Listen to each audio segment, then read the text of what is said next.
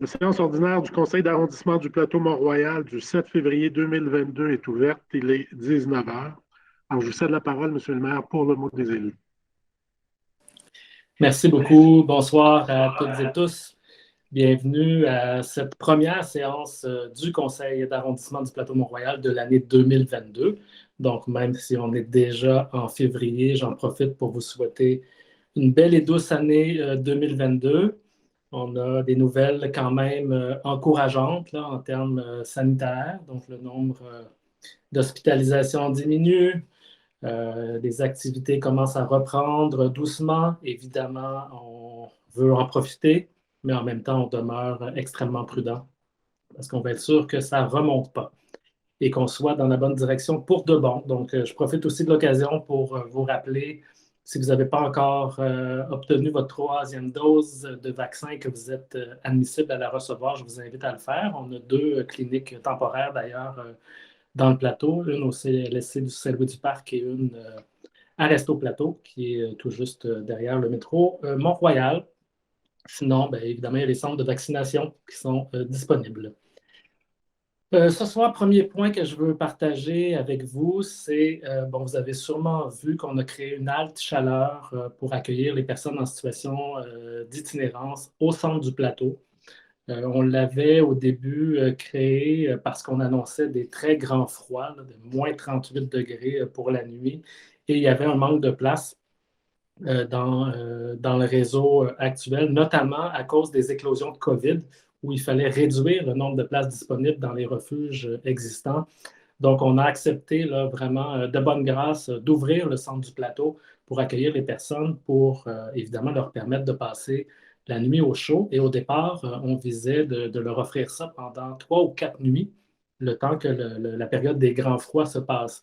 Mais avec la vague actuelle d'Omicron, évidemment, beaucoup de gens étaient contaminés et il a fallu ajouter des sites. Et le temps d'organiser tout ça, ben, finalement, on est passé de 4 nuits à presque 4 semaines de service au centre du plateau qu'on a offert. Et je veux profiter de l'occasion pour remercier nos équipes là, qui ont travaillé très fort pour ouvrir, alimenter, prendre soin du centre du plateau, d'avoir un lieu qui est accueillant, humain, pour que les personnes puissent venir y passer la nuit.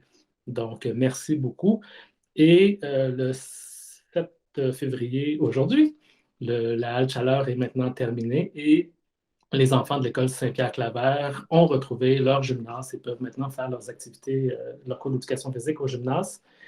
Donc voilà, ils peuvent en fait depuis la semaine dernière parce qu'on a concentré là, pendant la dernière semaine la halte chaleur au sous-sol. Donc voilà, on a fait notre part. Il y a d'autres sites qui sont ouverts et maintenant la situation s'améliore nettement. Donc on a moins besoin de multiplier de nouveaux sites. L'autre élément que je veux aussi, sur lequel je veux attirer votre attention, on réalise actuellement une consultation publique écrite, là, compte tenu de la pandémie, c'est par écrit, sur la possibilité d'aménager des cafés-terrasses sur les rues résidentielles. Donc, on sait que les restos, les bars, les cafés sont particulièrement frappés par la crise. Plusieurs sont en état de survie.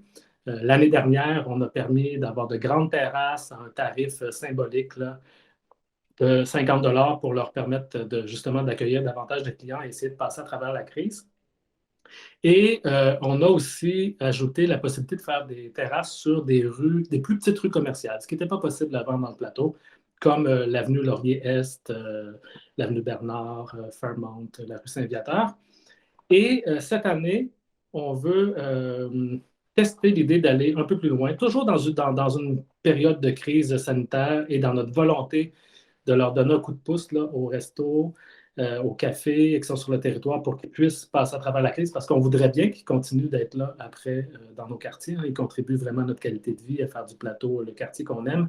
Donc, on envisage la possibilité d'ouvrir des cafés-terrasses, de leur permettre d'ouvrir des cafés-terrasses quand c'est sur une rue adjacente à une rue commerciale. Donc, on est sur la portion résidentielle de la rue. Par exemple, le Pit Caribou, qui est sur la rue Rachel, a une piste cyclable devant son commerce, donc ils ne peuvent pas aménager une terrasse sur la rue Rachel, on lui permettrait de la faire sur la rue adjacente. Ça a été la même chose avec le resto Le Pontiac sur l'avenue du Mont-Royal. Pour d'autres raisons, il ne pouvait pas le faire sur l'avenue du Mont-Royal et on lui a permis sur la rue Pontiac. Donc, on voudrait permettre ça. L'année dernière, on en a eu une dizaine dans le plateau qui ont eu la possibilité de le faire parce qu'on leur a émis un permis alors qu'on n'aurait pas dû, parce qu'on avait modifié notre règlement et au début, il a été mal interprété. Il y en a eu une dizaine de cas comme ça et ça s'est, somme toute, assez bien passé en général. Donc, on s'est dit, pourquoi pas essayer de le tester à une échelle plus grande.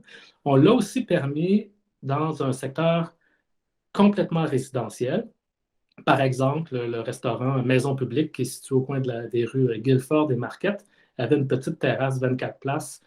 Et normalement, on ne fait pas ça, des cafés-terrasses sur une rue résidentielle dans le plateau.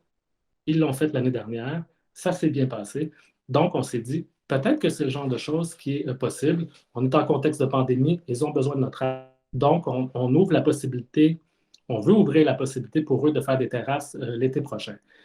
On veut quand même avoir votre avis, l'avis des citoyens et des citoyennes. C'est pour ça qu'on fait une consultation publique. On n'est pas obligé de le faire. On ne change pas le règlement d'urbanisme. C'est simplement notre règlement d'occupation du domaine public.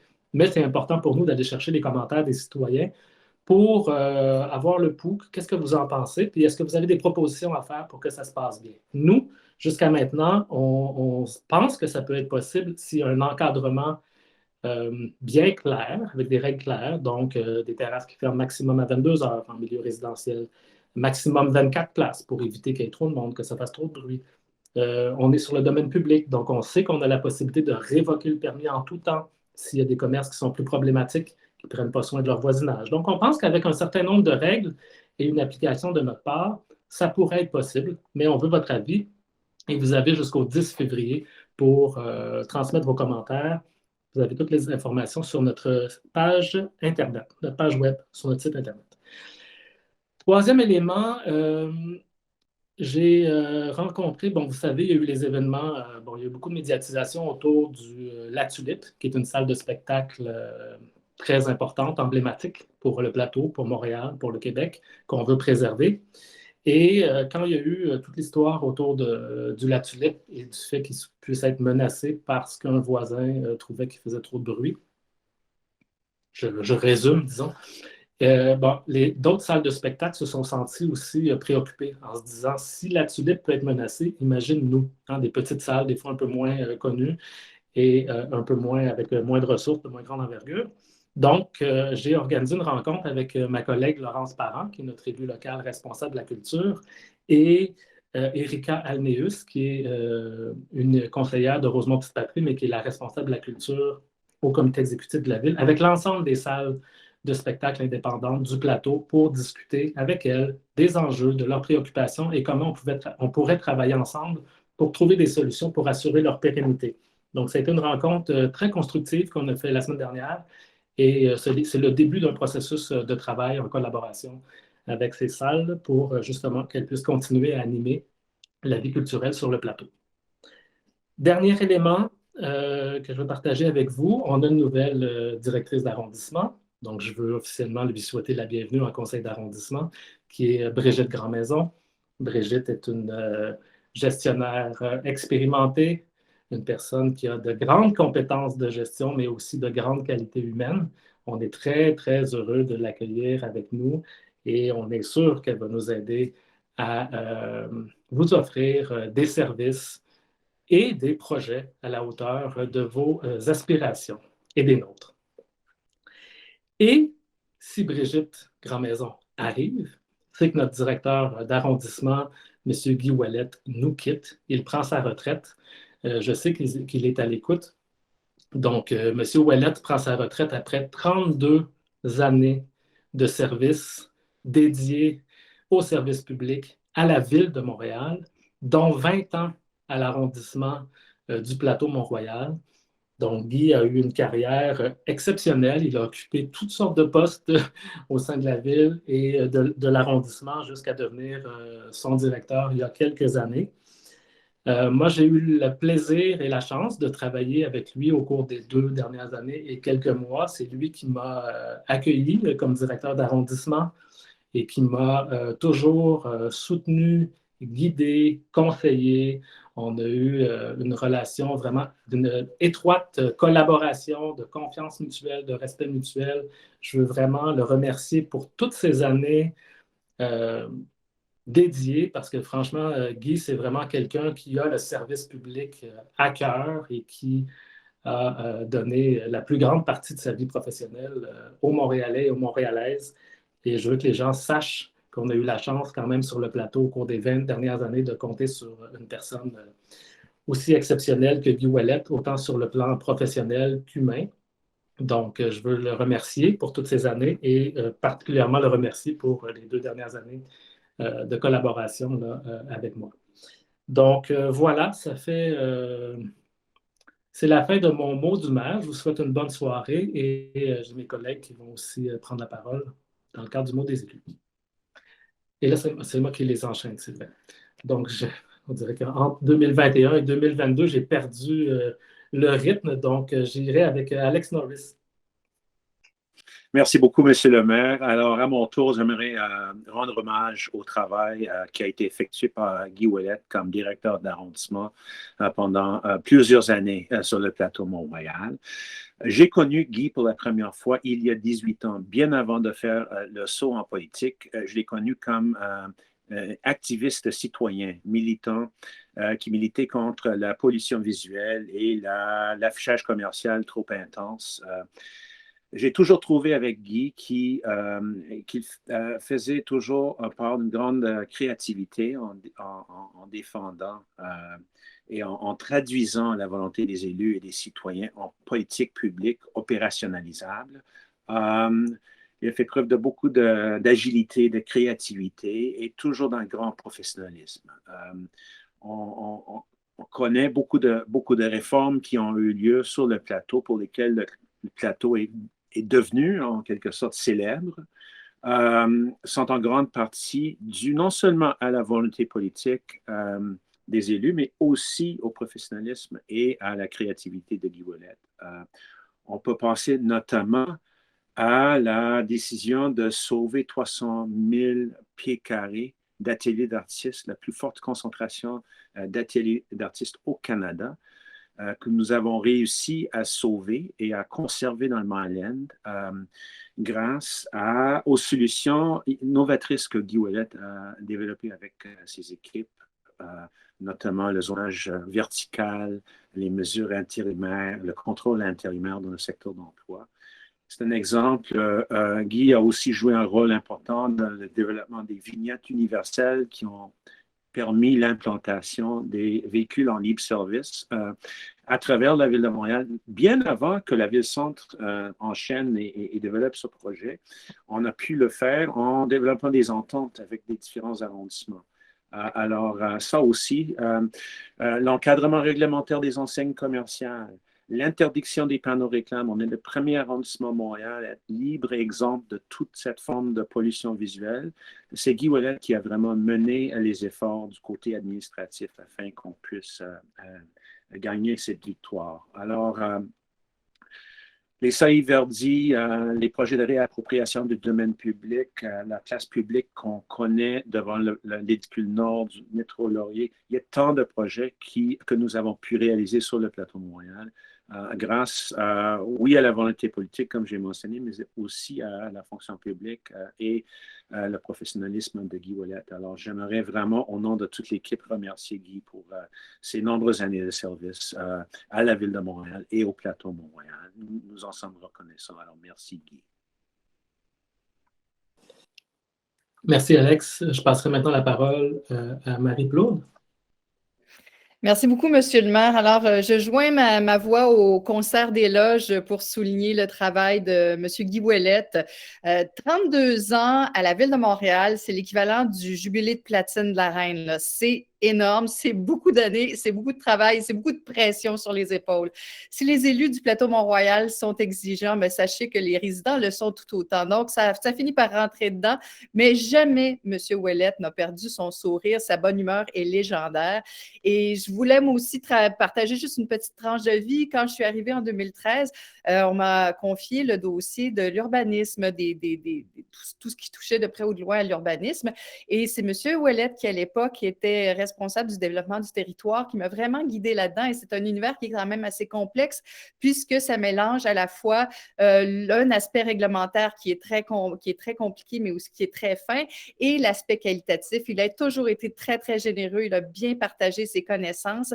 Et je pense qu'une des raisons du succès du plateau Montréal, devrais-je dire, c'est cette relation de respect et tout à fait saine et harmonieuse entre les fonctionnaires du plateau Montréal et les élus du plateau Montréal.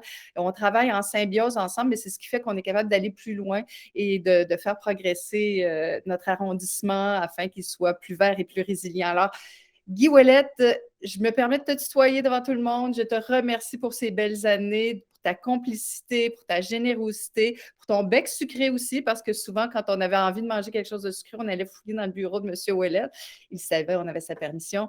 Donc, merci beaucoup, Guy, puis au plaisir de se recroiser bientôt. Et je suis certaine que tu continueras à suivre avec intérêt là, tout ce qui va se passer sur le plateau Mont-Royal. Alors, voilà, merci beaucoup. Merci, Marie. Donc, je passerai maintenant la parole à Marianne Giguère. Merci. Après tout ce concert d'hommage et de bienvenue pour ceux qui partent et celles qui arrivent, revenons aux petites choses de l'arrondissement. Alors, moi, je vais vous parler du point 30.01 qu'on va adopter tout à l'heure. Alors, l'arrondissement dépose une demande de subvention auprès du ministère des Transports du Québec qui ont ce programme, le Fonds de la sécurité routière, qui est offert aux municipalités du Québec pour aider à financer jusqu'à 50% des coûts de divers projets d'apaisement de la circulation, de sécurisation, de grandes saillies de trottoirs, de chicanes sur des rues. Ça inclut du verdissement aussi. Donc, évidemment, on n'allait pas manquer ça. Ce n'est pas la première fois donc qu'on soumet des projets à ce programme-là. Et en général, ça fonctionne bien parce que les projets du plateau sont ambitieux et ils sont dodus, ils sont charnus et ça plaît donc aux gens qui octroient ces fonds-là. Donc, on a la rue Poitevin, la rue Rivard, la rue Saint-Christophe et certaines intersections de la rue Marianne qui sont les projets qu'on aimerait bien voir financés par ce programme-là. Donc, c'est ce que vous allez voir au point 30.01. Évidemment, en droite ligne avec tous les objectifs en regard de la mobilité active, favoriser les déplacements actifs, surtout piétons. Hein. C'est vraiment des projets qui visent le confort, la sécurité des gens qui marchent pour encourager et enjoliver cette superbe activité et ce moyen de transport, ce moyen de déplacement. Évidemment, corrélé avec nos objectifs en regard de la vision zéro, donc pas de blessés graves, pas de décès de piétons sur nos routes. Donc, voilà, puis je sais que d'autres collègues vont vous parler de nos activités hivernales, mais dans le parc La Fontaine, n'oubliez pas, les 3 prochains vendredis, les 2 prochains samedis, on a le patin disco au Bassin des Merveilles. C'est vraiment des belles activités, des belles soirées. Il y a des projections, il y a de la musique, il y a des petits feux pour se réchauffer. C'est vraiment une super belle ambiance. Donc, tout le mois de février, manquez pas d'aller faire un tour là, ça vaut la peine. C'est très, très chouette. Voilà. Merci, Marianne. Donc, maintenant, Laurence Parent. Bonsoir tout le monde. J'ai pas eu la chance de connaître M. Ouellette en profondeur, mais je voudrais quand même lui souhaiter une bonne retraite et on a le privilège de pouvoir profiter de l'héritage qu'il a laissé ici. Et bienvenue à Madame Grandmaison. Je suis vraiment emballée. J'ai très hâte de travailler avec vous. Donc, brièvement, ce soir, moi, je vais vous parler de culture et de patinoire. Donc, au point 20.03, on va octroyer une contribution financière de 57 700 $ à 9 organismes dans le cadre du programme de soutien aux actions culturelles. Donc, qu'est-ce que c'est, là, brièvement, ce programme-là que moi-même, je découvre à titre de responsable élu de la culture?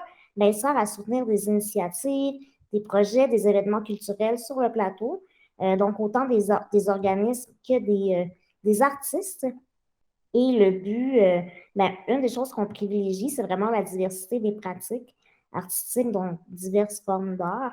Puis aussi, on a un souci d'équité sur le territoire, donc un peu partout dans l'arrondissement. Donc, rapidement, je vais juste vous nommer les 9 organismes qui ont été retenus, là.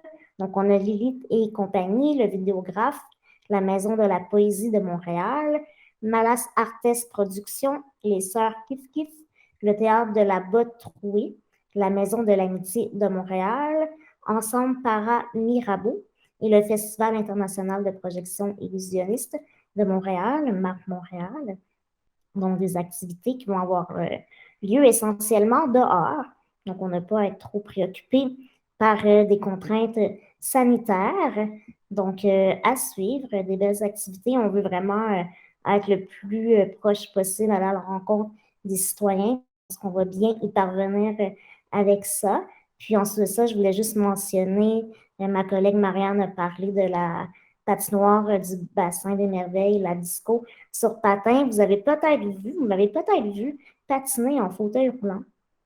Donc, on popularise ce sport sur le plateau Mont-Royal, mais sincèrement, c'est notre belle patinoire réfrigérée en plein cœur du parc La Fontaine, là, sur Émile Duployer. Quand je suis arrivée, j'ai posé la question, est-ce que ça va être accessible en fauteuil roulant, puisque je me déplace en fauteuil roulant pour ceux qui ne le savent pas encore. Et ben, on m'a dit c'est une bonne question. Puis toute l'équipe a embarqué, donc je voudrais aussi remercier mes collègues et tous les membres de l'arrondissement qui ont travaillé pour s'assurer que cette nouvelle patinoire-là soit accessible. Donc, j'invite les gens en fauteuil roulant qui n'ont peut-être jamais eu cette idée d'aller en fauteuil roulant sur une patinoire, ça peut être super le fun, ou encore si vous avez un proche. Donc, on va continuer le travail aussi pour s'assurer que nos autres patinoires soient accessibles si c'est possible. Donc, voilà, Monsieur le maire, merci. Merci, Laurence. Donc, je passerai maintenant la parole à Marie Sterlin. Merci, Monsieur le maire. Moi, je vais vous parler au nom de tous les élus des journées de la persévérance scolaire qui vont commencer la semaine prochaine du 14 au 18. On sait que cette année, comme l'an dernier, le contexte est particulier, encore plus particulier cette année parce que c'est la 2e année où la persévérance scolaire devient carrément un défi. Donc, on veut signifier notre appui à cette initiative-là, mais surtout aux gens qui la portent. Le thème de cette année, c'est porteurs et porteuses de sens. Donc, à tous ces gens qui persévèrent dans le milieu scolaire, notre appui, d'ici tout, nous les élus du plateau Mont-Royal. Février, c'est aussi le mois de l'histoire des Noirs. Évidemment, cette année, contexte pandémique encore qui détermine tout. Les activités sont plutôt virtuelles, mais on vous encourage à aller faire un tour parce que toutes nos librairies, nos petites librairies indépendantes, bon, les autres aussi, mais soulignent l'événement. On sait que la lecture a connu une recrudescence. La lecture est devenue très populaire. Ça, c'est un des effets positifs de la pandémie. Et les librairies indépendantes se sont toutes donné le mot et ont fait beaucoup de place à la littérature qu'on appelle la afro-descendante. Donc, jusqu'au 1er mars, c'est comme ça qu'on célèbre le mois de l'histoire des Noirs. Merci. Bienvenue, Madame Grandmaison, et bonne retraite, Monsieur Ouellette. Merci, Marie. Donc, maintenant, au tour de Maëva Pillet. Oui, bonsoir tout le monde. Alors, moi aussi, je voulais me permettre de souhaiter une bonne retraite à Guy. Je pense que beaucoup de choses ont été dites ce soir, mais personne n'a parlé de l'amour de Guy pour les discours fleuves. Alors, voilà, ils nous manqueront. Et bonne retraite et bienvenue, Madame Grandmaison. Ça va être un plaisir de partager les prochaines années avec vous. Alors, moi, je vais aussi parler de patinoire. L'hiver bat son plein. Alors, dans les dernières années, on a travaillé, surtout dans le contexte de la pandémie, on a réfléchi très fort à qu'est-ce qu'on pouvait faire à différents niveaux, mais dans le contexte pandémique pour aider et soutenir nos citoyens. Puis il nous a paru important de trouver des espaces publics et des activités intéressantes et sécuritaires dans le contexte de la COVID. Donc, l'année passée, on a rajouté une petite patinoire à l'extérieur au parc Baldwin. Et cette année, on a donc rajouté la patinoire réfrigérée. On a fait un nouveau sentier glacé devant l'aréna du plateau Mont-Royal, parce que parfois l'aréna est réservée à des clubs. Et on a aussi fait un nouveau parcours de ski de fond au parc Jeanne-Mance, et on a agrandi le parcours de ski de fond existant au parc La Fontaine. Alors, un immense merci à Jean-Sébastien Ménard, à toute son équipe qui travaille très, très fort pour assurer l'entretien de ces équipements. Et je voulais aussi vous souligner que ces installations aussi la couleur de notre administration, c'est-à-dire que ce sont toutes des activités gratuites. Donc, on apprécie beaucoup le fait que ce soit accessible à toutes et tous. On veille toujours aussi à avoir une parité homme-femme dans ces installations. Donc, on sait que beaucoup de nos patinoires sont souvent occupées par des joueurs de hockey qui sont plus des garçons, puis que les jeunes filles ont souvent des difficultés à trouver leur place sur ces patinoires-là. Donc, on a voulu que la nouvelle patinoire réfrigérée soit pour le patin libre, pour offrir une place aux jeunes filles qui veulent pouvoir commencer à patiner en se sentant à l'aise et sans se sentir tassées des patinoires de hockey. Et aussi, la piste de ski de fond a été, en fait, l'initiative de la piste de ski de fond au parc Jeanne-Mance. On avait envie de la faire, mais on se questionnait.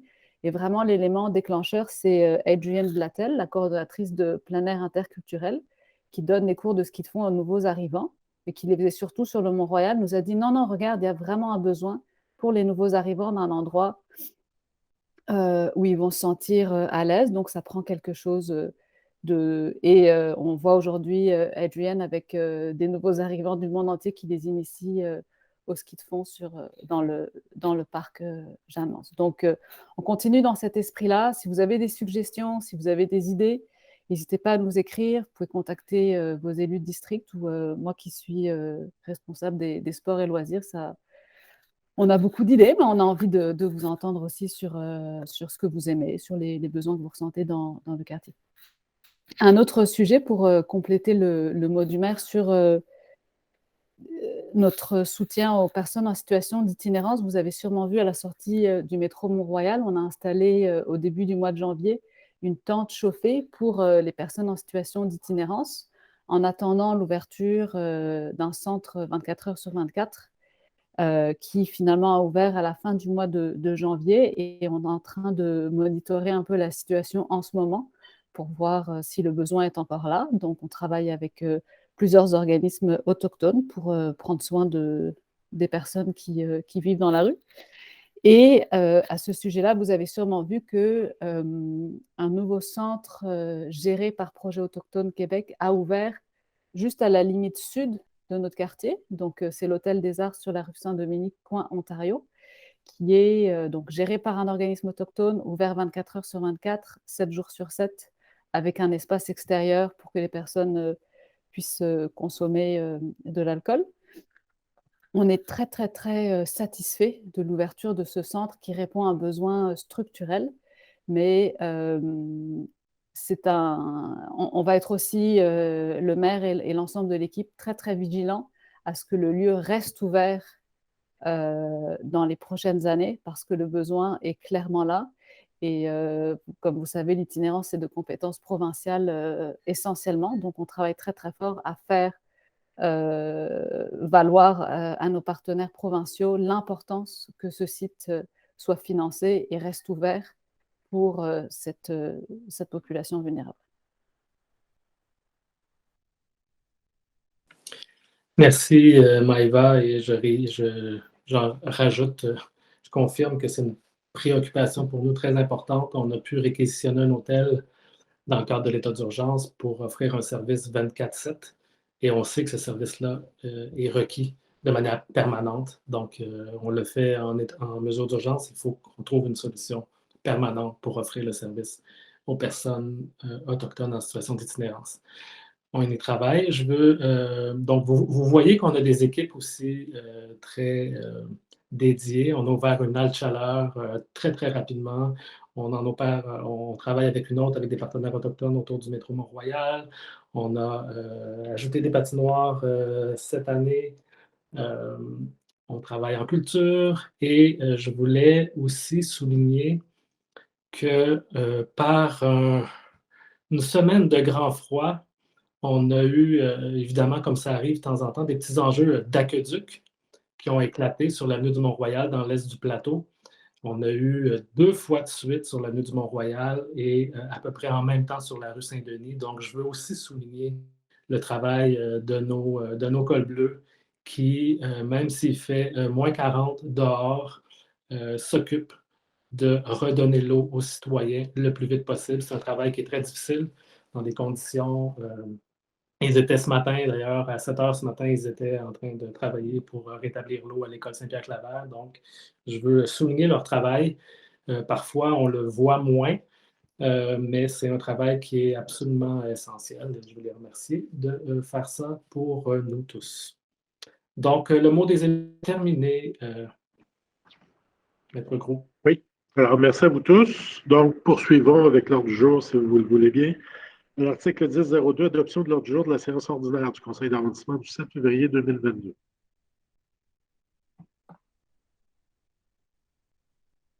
Je suis désolé, on dirait que j'ai perdu complètement mes repères. Donc là, je propose l'adoption de l'ordre du jour appuyé par Maëva Villain. Et je vais retrouver mes notes entre-temps. Alors, adopté. L'article 10.03. Adoption des procès-verbaux des séances ordinaires et extraordinaires du Conseil d'arrondissement tenues respectivement les 13 décembre 2021, 13 et 27 janvier 2022. Donc, je propose, appuyé par Maëva Villain, d'adopter la proposition telle que déposée. Adopter l'article 10.04, période de questions et requêtes du public. Alors, la période des questions du public est ouverte et sa durée sera d'1 heure, sauf si le Conseil la prolonge. Alors, la période des questions se terminera donc à 20h32 minutes. Alors, nous avons, Monsieur le maire, une vingtaine de questions. Alors, allons-y avec la première sans tarder. Question qui provient de Mme Aurélie Gagnon.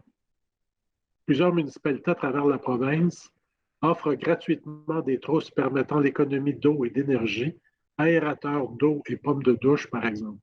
Serait-il possible d'avoir des mesures semblables dans cet arrondissement afin de réduire l'empreinte écologique? Je vais prendre la question. Merci beaucoup, Maître Groux. Alors, bonjour, Madame Gagnon. Merci pour votre question. Effectivement, c'est judicieux. On sait à quel point au Québec, on est dans le top mondial des consommateurs d'eau potable. Et en fait, Hydro-Québec, là, vous le savez certainement, a un programme comme ça qui ne donne pas, mais qui vend à prix très réduit là, le genre d'équipement dont vous parlez, là, les pommes de douche et tout ça. D'ailleurs, le programme prend fin le 31 mars. Donc, avis à tous, il reste quelques semaines pour en profiter. C'est vrai que c'est une bonne idée, c'est judicieux de le faire. Si vous êtes propriétaire, que vous avez plusieurs logements aussi, là, je pense que vous êtes tout à fait admissible et vous pouvez donc contribuer à diminuer notre consommation d'eau potable de cette façon-là. On sait que c'est non seulement un enjeu écologique, mais c'est très coûteux hein, pour l'ensemble des contribuables de nettoyer, d'assainir cette eau-là pour qu'elle arrive à nos maisons. Pour ce qui est de l'arrondissement, on n'a pas de programme comme celui-là. On a privilégié la réduction des déchets enfouis. Donc, on a vraiment travaillé davantage sur les déchets organiques, le compost et aussi, on a un programme des produits d'hygiène réutilisables là, divers qui va être reconduit, là, les couches, les produits menstruels et les produits pour les fuites urinaires. Mais à l'échelle de la ville, je ne suis pas tout à fait au courant du détail. Il est possible qu'il y ait quelque chose de prévu dans ce sens-là pour économiser l'eau, plus ça, à l'échelle de la ville au complet, non pas de l'arrondissement. Donc, ce que je vous inviterais à faire, qui serait intéressant là, pour le bien de tout le monde, du public, ce serait de poser votre question au prochain conseil de ville, le conseil municipal qui va avoir lieu Le 21, je pense que la période de questions, c'est le 21 février. Ça pourrait être intéressant d'entendre la réponse là, de ma collègue responsable de la transition écologique. Voilà. Donc, merci. Puis pour votre question, bonne soirée. La prochaine question provient de Paul Schurek. J'habite proche de la rue Papineau et de l'avenue Mont-Royal, mais malheureusement, il n'y a aucun terrain de basketball, plus que des 100 à proximité. Pourtant, nombreux sont les grands parcs à proximité, La Fontaine, Laurier, etc. Il y aurait de la place pour un terrain, même un petit, mais il n'y en a toujours pas été discuté et l'idée n'a toujours pas été mise. De plus, la grandissante participation des jeunes Montréalais au sport est telle qu'il faudrait plus de terrains de basketball. Les jeunes en veulent, les adultes en veulent, tout le monde en veut. Un terrain à proximité, c'est tout ce que je demande. Merci. Oui, je vais prendre la question. Mais merci beaucoup. Effectivement, c'est une question qui nous a souvent été posée au dernier mandat. Donc, ça fait partie de nos engagements électoraux de faire 2 terrains de basket, dont un dans l'Est. Et c'est désormais inscrit dans notre plan stratégique. Donc, nous sommes en train de travailler à la fois identifier des lieux et des sources de financement pour que ce soit possible. On sait qu'effectivement, c'est un sport qui est très apprécié par les jeunes adultes et les adultes, et c'est effectivement des activités qu'on veut leur offrir. Je tiens quand même à vous rappeler que depuis la réfection de la cour d'école Saint-Pierre-Claver, il y a des terrains de basket avec des paniers hauts. Ce n'est pas des paniers de la hauteur pour des enfants, en tout cas, malheureusement, pour les enfants de l'école, mais c'est des paniers hauts qui sont... et la cour d'école est ouverte l'été. Donc, moi, j'ai vu beaucoup de jeunes adultes faire du basket l'été, en tout cas juillet-août, quand l'école est fermée et que la porte de la cour est ouverte. Je vous encouragerai à aller là, mais on va continuer à travailler pour réaliser des terrains de basket lors de notre mandat. Prochaine question de M. Nelson Desouza. Bonsoir. Comme vous le savez très bien, la quantité d'écureuils continue de croître à chaque année. En venant se nourrir dans nos déchets, dans nos cours ou dans les ruelles, les jours de cueillette, ils augmentent la pollution et la frustration des citoyens ramasseurs d'ordures. En plus, quand les temps froids arrivent, ils commencent à s'installer dans nos entretoits de maisons ou balcons. Cela s'avère être une situation de plus en plus présente depuis 2 années, très ennuyante à gérer. Avez-vous déjà pensé à une solution pour essayer de contrer la multiplication de ceux-ci? Par exemple, mettre un type de nourriture spécifique dans les parcs qui les empêcherait de féconder et par le fait même baisser leur multiplication. Merci. Merci pour votre question, M. De Souza. En fait, c'est un problème, là, vous imaginez bien, qui est connu. C'est un enjeu qui a maintes fois été ramené, étudié. Or, oui, on a des solutions, mais ce ne sont pas celles que vous proposez. En fait, il n'y a pas beaucoup de façons de contrôler une population, sinon que d'éviter de la nourrir. La première chose à faire, c'est de s'assurer d'abord qu'il n'y a rien à leur disposition pour qu'ils puissent manger. Donc, il faut garder ces poubelles ces déchets organiques attirants dans des contenants fermés. Il ne faut pas les laisser dehors. Il faut sortir ces poubelles le bonjour, le matin de la collecte. C'est sûr que quand on nourrit les oiseaux, c'est très le fun, mais ça nourrit souvent aussi les écureuils, donc ça les attire, ça encourage leur prolifération. Et il ne faut pas les nourrir dans les parcs. Donc ça, c'est un engagement que nous, on peut prendre, c'est-à-dire qu'on va renforcer la communication sur place. Il faut rappeler aux gens que c'est interdit de nourrir la faune dans nos parcs à Montréal, y compris les écureuils. Donc, s'ils n'ont pas de nourriture, c'est la meilleure façon pour limiter leur reproduction. Et il faut aussi s'assurer qu'on ne leur offre pas d'abri. Donc, c'est aussi la responsabilité des propriétaires là, de bien fermer les interstices, les entretoits, qu'il n'y ait pas d'entrée dans les cabanons.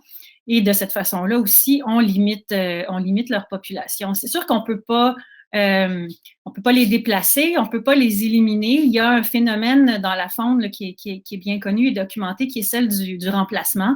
Quand une espèce quitte un territoire pour X raison, diminue, ben, elle est remplacée par une autre, toujours. C'est un phénomène dans les écosystèmes et le plus souvent, elle est en plus remplacée par une espèce, un animal plus gros. Donc, si on n'a plus d'écureuils, on risque d'avoir plus de ratons laveurs, plus de moufettes, plus de coyotes. Donc, ce serait pas responsable que de tenter de les éliminer ou de les diminuer radicalement. Ce qu'il faut, c'est vraiment éviter donc de les nourrir et de les abriter. Et là-dessus, ben, c'est ça. C'est la responsabilité de la ville, effectivement, de renforcer sa communication. Donc, merci pour la question, puis parlez-en autour de vous. Merci. Bonne soirée.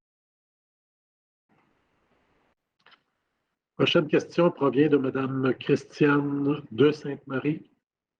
Madame de Sainte-Marie, il n'est permis qu'une seule question lors de la période des questions. Alors, je vais lire votre première question seulement. Allez-vous créer un parc à chiens pour les résidents de l'ouest du plateau? Le très beau parc à chiens du parc La Fontaine est à une quinzaine de rues et nous devons prendre la voiture pour y aller. De plus, avec la fermeture de la rue Émile Duployer, il est très difficile de se garer. Alors, je vais tenter une réponse à cette question. Merci beaucoup. C'est une excellente question, Madame de Sainte-Marie. Effectivement, il y a un manque d'installation pour les maîtres de chiens et leurs animaux dans l'ouest du plateau Mont-Royal. C'est un problème sur lequel je travaille depuis plusieurs années. J'ai fait une présentation à ce sujet à la table de concertation du Mont-Royal. J'ai également, en tant que conseiller municipal du district de Jeanne-Mance, envoyé une proposition assez détaillée à mes collègues à la Ville-Centre responsables des grands parcs de Montréal et notamment du parc Jeanne-Mance. Parce que de tous les lieux dans l'ouest du plateau qui se prêtent à l'installation d'un parc à chiens clôturé, c'est vraiment le parc Jeanne-Mance qui se démarque comme le meilleur lieu se prête à ce type d'usage. Cependant, le parc Jeanne-Mance se trouve à l'intérieur d'un site patrimonial désigné par le gouvernement du Québec et il faut vraiment travailler dans tel projet afin qu'il s'intègre harmonieusement avec les paysages autour. Donc, j'ai fait une proposition en ce sens à la Ville-Centre. Je sais qu'on a eu des consultations publiques au sujet du plan directeur du parc Jeanne-Mance. C'est l'une des thématiques qui a ressurgi à de nombreuses reprises, le manque de parc à chiens clôturé dans le parc Jeanne-Mance. Je reste optimiste que le plan directeur à divulguer prochainement tiendra compte de ces besoins et qu'on va prévoir l'installation d'un parc à chiens au parc Jeanne-Mance qui s'intègre harmonieusement avec le reste du parc. Alors, on va continuer à suivre ce dossier de près. J'y travaille depuis de nombreuses années et je suis optimiste que nous pourrons l'obtenir, ce parc à chiens dans l'ouest du plateau. Merci, Madame de Sainte-Marie. Question cette fois-ci de Madame Nadine Freville. Le propriétaire envisage de subdiviser mon logement du manoir La Fontaine pour que dans le même espace, il y ait ensuite 2 chambres au lieu d'1 actuellement. Il me semble que c'est interdit dans l'arrondissement. Pouvez-vous me le confirmer, s'il vous plaît? Oui, merci, Mme Freville, pour votre question. En fait, c'est permis de réaménager un logement. Ce qui n'est pas permis, c'est 2 choses. On ne peut pas prendre un grand logement et le subdiviser en petits logements. Ça, c'est interdit de plein droit pour les immeubles de 4 logements et plus. Ça peut se faire dans des cas particuliers, dans le cadre d'un projet particulier, et là, il y a une analyse au cas par cas. L'autre chose qui est interdite, c'est le contraire, c'est-à-dire qu'on ne peut pas prendre 2 petits logements pour en faire un grand logement de plein droit pour les immeubles de 4 logements et plus. Et encore là, c'est possible de le faire, mais seulement en passant par la procédure de projet particulier, ce qui nous permet d'analyser au cas par cas. Donc, ce règlement-là qu'on a adopté pour éviter ou réduire les possibilités de fusion ou de subdivision des logements, c'était pour protéger les locataires contre des spéculateurs qui utilisaient toutes sortes de stratagèmes pour évincer les gens de leur logement. Donc, voilà, on a adopté ce règlement-là et on le permet au cas par cas quand c'est des projets qui sont vraiment bien documentés et qui sont souvent pour des familles qui veulent agrandir leur logement, que leur besoin a changé quand la famille a grandi. Donc, voilà. Prochaine question de Mme Stéphanie Henry. Nous sommes propriétaires occupants depuis 2016, vivons à 5 dans un condo de 1000 pieds carrés. Avons 3 garçons, bientôt adolescents, avons besoin de 4 chambres. Nous souhaitons acheter le condo au-dessus pour agrandir notre espace de vie, surface totale inférieure à 200 mètres carrés. Il n'est pas possible de réduire le nombre de logements dans un immeuble dont la typologie est un quadruplex d'origine. Étant donné que notre projet respecte les objectifs et les dispositions du plan d'urbanisme de la Ville de Montréal, dans le sens où ce n'est pas un prétexte pour évincer des locataires, est-il possible d'obtenir une dérogation ou préautorisation simplifiée, plus simple qu'un processus de PPC-moi en vue de combiner ces 2 logements avec une preuve d'intention d'achat? Merci. Oui, bonjour Mme Henry, merci pour votre question. On a déjà échangé par courriel aussi. Je sais que vous avez écrit à nos services vendredi le 4 février, qui vous ont déjà répondu en partie aujourd'hui avec des nouvelles questions. Donc, vendredi le 4, aujourd'hui lundi le 7.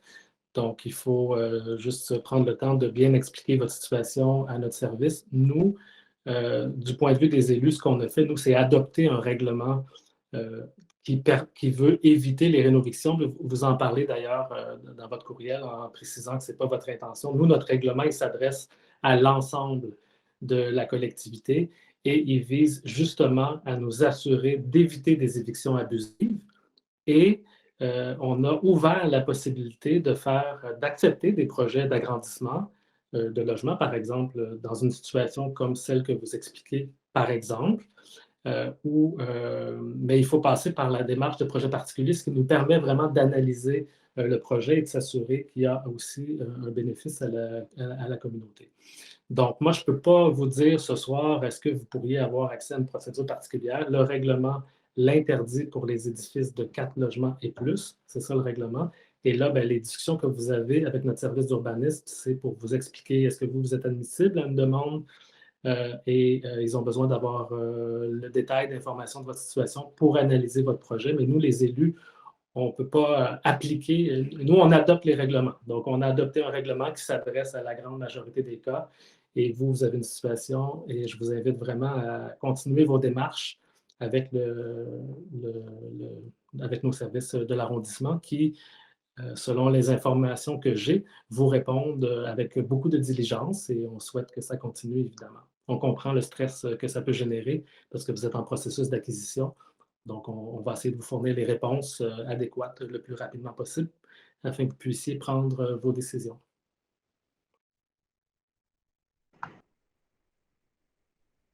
Prochaine question de M. Paolo Correa. Bonjour. Pour votre information, nous avons eu hier une rencontre virtuelle avec l'architecte M. David Grenier pour nous présenter le projet futur du 4523 rue Pontiac. Tous les voisins concernés par cette construction sont inquiets et contre ce projet pour des raisons d'implantation, règles d'insertion, de hauteur du projet, de perte de vue, perte d'ensoleillement, matériaux et enfin d'aspect disgracieux de la future construction par rapport à la singularité architecturale et patrimoniale de la rue Pontiac et Resteur. Nous demandons à être reçus au service de permis du plateau Mont-Royal, nous, Association des propriétaires et voisins de Pontiac et Resteur, afin de faire valoir nos droits et porter un recours collectif contre ce projet, faire entendre notre point de vue avant le CCU et connaître, s'il vous plaît, les démarches et recours auxquels nous avons droit. Merci d'avance pour votre collaboration et dans l'attente de votre retour.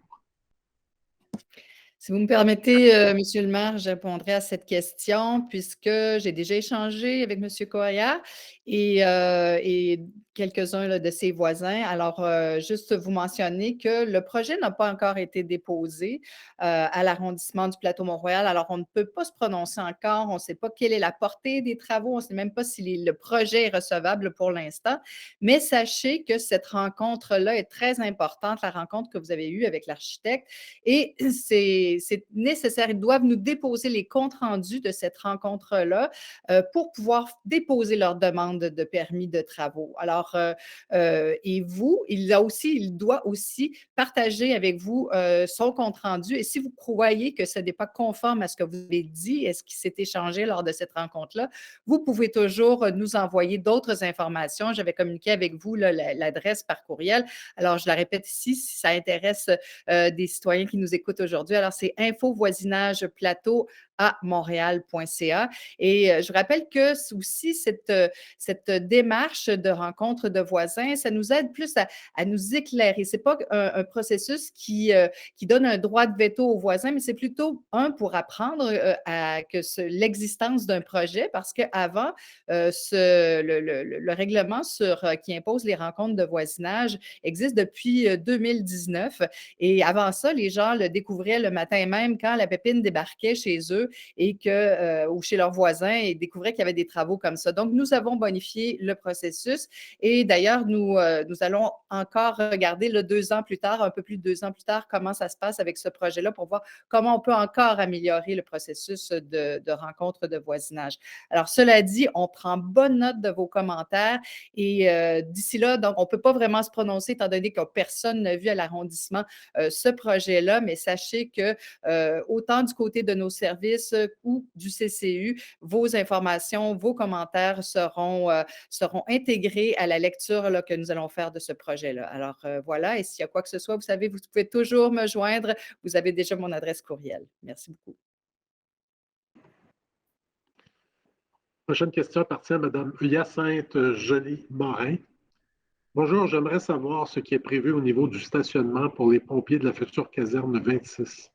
Comme la caserne 26 pourra recevoir jusqu'à 2 camions, il faudra envisager une solution de stationnement pour accommoder de 7 à 8 pompiers sur le même quart de travail. Je vous remercie. Oui, Monsieur le maire, je vais prendre la question. Donc, merci beaucoup pour votre question. Donc, ça a été un enjeu qui a été regardé par nos équipes de fond en comble il y a quelques mois. Puis, dans le fond, selon les projections, les plans de la caserne, effectivement, il y a 2 places pour 2 camions, mais en temps normal, il y aura seulement un camion, donc avec 4 pompiers. Mais oui, il se pourrait que parfois, il y ait 2 camions de stationnés, donc 8 pompiers.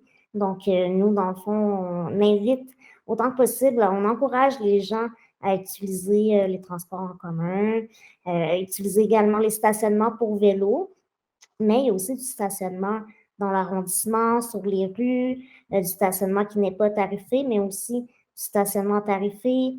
Si vous ne connaissez pas le système de vignettes journalières ou mensuelles, je vous invite à consulter notre site web. Toutes les informations s'y trouvent. Puis dans le fond, pourquoi est-ce que cette décision-là avait été prise? C'était que nos équipes, tant politiques que professionnelles, avaient déterminé qu'il y avait un grand potentiel de développer le terrain du site et la ruelle adjacente. Mais on comprend aussi que parfois, les pompiers arrivent au travail avec des équipements lourds. Donc, nous, on est ouvert à aménager une zone de débarcadère pour pouvoir déposer les outils ou le matériel que vous auriez avec vous. Donc, on est ouvert à la discussion. Je vous remercie encore pour votre question. Bonne soirée. Prochaine question de Mme Mireille L. Asmar. Bonjour, je suis résidente du 625 Milton et je détiens la vignette 13 pour me stationner sur la rue Milton.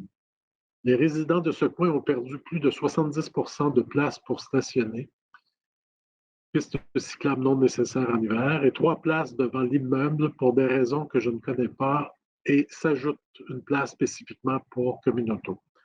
Alors, j'explique ma situation. Je paie plus de 200 $ pour la vignette, alors j'ai droit à une place pour garer ma voiture. Depuis un certain temps, les voitures communauto prennent nos espaces réservés. Comme l'autre jour, j'ai dû traîner mes affaires 3 ruelles parce qu'il n'y a pas de place devant mon immeuble. J'ai contacté la ville, on m'a dit que c'est l'arrondissement. J'ai envoyé un courriel, personne ne m'a répondu.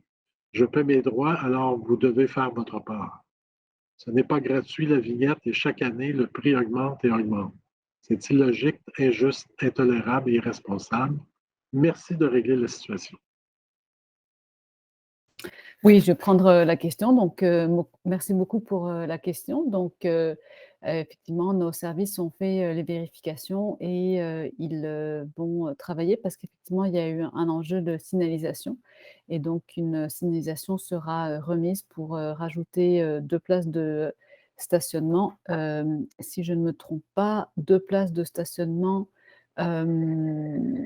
gratuites. Donc, ça devrait contribuer à aider pour régler le problème. Et puis, écoutez, la situation est due au fait que vous êtes très proche du centre-ville. Donc, Montréal, comme toutes les grandes métropoles de ce monde, c'est sûr que c'est plus compliqué de trouver des places pour du stationnement dans les centres-villes des grandes métropoles. Donc, c'est le cas de Montréal, mais c'est le cas partout ailleurs dans le monde. Et puis, oui, effectivement, il y a de plus en plus de communautos. On a travaillé très fort avec Communauto pour le système Flex, qui permet à des gens, dans le fond, d'avoir de moins en moins d'autos individuels et ça les encourage à s'abonner à ce système collectif. Et dans ce cadre-là, on leur a offert la possibilité de se stationner dans les zones S3R. Donc, c'est sûr que vous le savez, il y a de plus en plus malheureusement, il y a de plus en plus le taux de possession automobile continue à augmenter à Montréal. Donc, la compétition pour les places est de plus en plus difficile. Donc, voilà, c'est ça. Dans le court terme, il y a 2 places de stationnement gratuites qui vont être réinstallées proche de chez vous.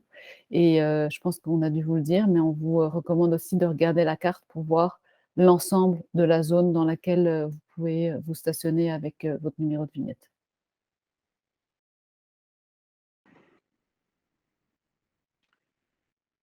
Prochaine question de M. Jonathan Lefebvre.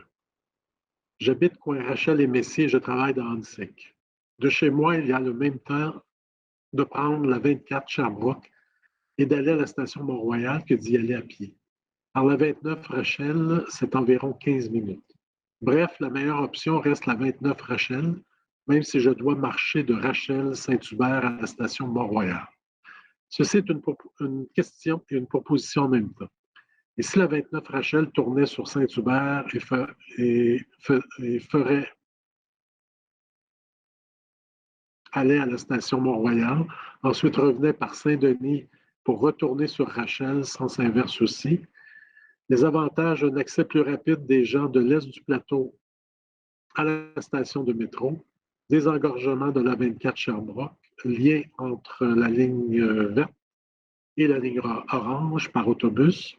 Aucun arrêt n'est modifié pour le trajet de la 29 Rachel et enfin un meilleur lien de l'est du plateau vers le centre.